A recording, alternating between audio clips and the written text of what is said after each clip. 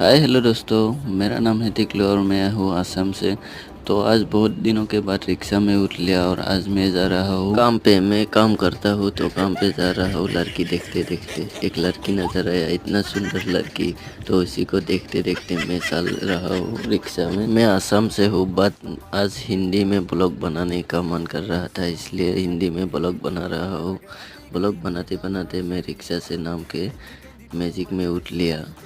थोड़ी देर मैजिक में बैठने के बाद इतना गर्मी लग गया ना, मेरा दिमाग ख़राब हो गया। इतना पसीना पसीना और जाना है काम पे, इतना गर्मी में कैसे काम करेगा मैं, वही सोचते सोचते दिमाग ख़राब हो रहा है।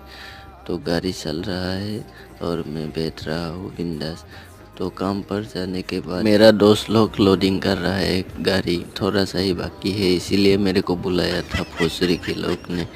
तो थोड़ी देर रुक कर फिर से शुरू किया। तो आज के लिए इतना ही।